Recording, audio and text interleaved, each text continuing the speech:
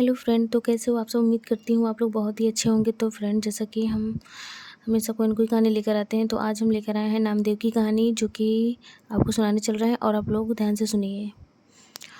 दक्षिण भारत के संत नामदेव के जन्म के बारे में प्रमाणिक जानकारी उपलब्ध नहीं है।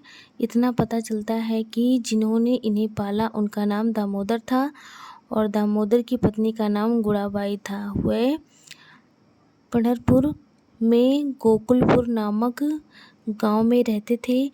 भीमा नदी के किनारे इन्हें नामदेव शिशु की अवस्था में मिले थे। यही नामदेव का माता पिता माने जाते हैं। यह बात आज से लगभग 800 साल पहले की है। उनकी शिक्षा कहाँ हुई थी इसका भी पता नहीं चलता है। इतना पता लगता है कि 8 वर्ष की अवस्था से वह योगाभ्यास करने लगे। उसी समय से उन्होंने अन्न खाना छोड़ दिया और शरीर की रक्षा के लिए केवल थोड़ा सा दूध पी लिया करते थे। स्वाध्याय से इन्होंने अपूर्व ज्ञान प्राप्त किया था। नामदेव के विषय में अनेक चमत्कारी कथाएं मिलती हैं। एक बार इनके माता पिता कहीं बाहर गए थे। नामदेव का परिवार कृष्ण भक्त था। घर में विट्ठलनाथ की मूर्ति स्थापित कर रखी थी, जिनकी प्रतिदिन पूजा होती थी। नामदेव से माता पिता ने कहा, हम लोग बाहर जा रहे हैं।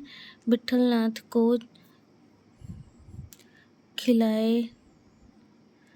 खिलाए बिना न खाना उनका अभिप्राय भोग लगाने का था, किंतु नामदेव ने सीधा अर्थ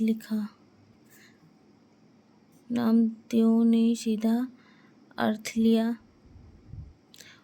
दूसरे दिन भोजन बनाकर थाल परोसकर मूर्ति के पास पहुंच गए और विट्ठलनाथ से भोजन करने का आग्रह करने लगे। बारंबार कहने पर भी विट्ठलनाथ टस से मस नहीं हुए। नामदेव झुठलाकर वहीं बैठ गए। माता पिता की आज्ञा की अवहेलना करना वह पाप समझते थे।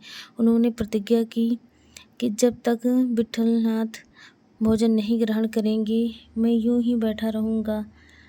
कहा जाता है कि नामदेव के हठ से विट्ठलनाथ ने मनुष्य शरीर धारण कर भोजन ग्रहण किया।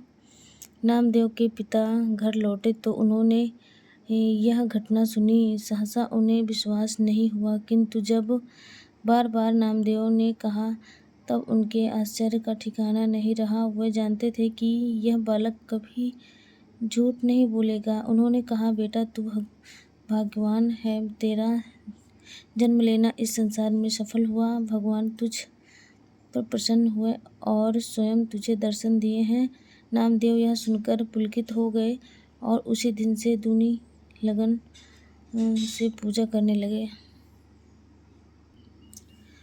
एक दिन नामदेव औषधि के लिए बबूल की छाल लेने गए। पेड़ की छाल उतारी ही थी कि उसमें रक्त के समान तरल पदार्थ बहने लगा। नामदेव को ऐसा लगा कि जैसे उन्होंने मनुष्य की गर्दन पर कुल्हाड़ी चलाई है। पेड़ को चोट पहुंचाने का इन्हें पश्चाताप हुआ। उसी दिन उन्हें वैराग्य उत्पन्न हो गया और वे घर छोड़कर चले गए। घर छोड़ने के बाद ये देश के अनेक भागों में भ्रमण करते रहे। साधु संतों के साथ रहते थे और भजन कीर्तन करते थे। एक बार की घटना है कि 400 भक्तों के साथ यह कहीं जा रहे थे। लोगों ने समझा कि डाकुओं का दल है, डाका डालने के लिए कहीं जा रहा है। अधिकारियों ने पकड़ लिया और राजा के पास ले गए। वही राजा के सामने एक मृत गाय को उन्होंने जीवित कर दिया। राजा यह चमत्कार देखकर डर गया। नामदेव के संबंध में ऐसी सैकड़ों घटनाएं का वर्णन मिलता है। ये घटनाएं जैसी भी हों, इनसे इतना तो पता चलता है कि इनकी भक्ति एवं प्रतिभा अलौकिक थी। कठिन साधना और योगाभ्यास के बल पर बहुत से कार्यों को भी उन्होंने संभव कर दिखाया। वे स्वयं भजन बनाते और गाते थे। उनके शिष्य भी गाते थे।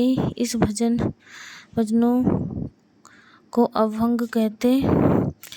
उनके रचे सैकड़ों अभंग मिलते हैं और महाराष्ट्र के रहने वाले बड़ी भक्ति तथा श्रद्धा से आज भी अनेक अभंग गाते हैं। महाराष्ट्र ही नहीं, सारे देश के लोग उन्हें बड़ी श्रद्धा की दृष्टि से देखते हैं। उनकी गणना उसी श्रेणी में है जिसमें तुलसी, रामदास, नरसिंह मेहता और कबीर की है। तो फ्रेंड, कहानी अच्छी लगी तो कमेंट पर ज़रूर बताइएगा। ठीक है, फिर बाय बाय फ्रेंड।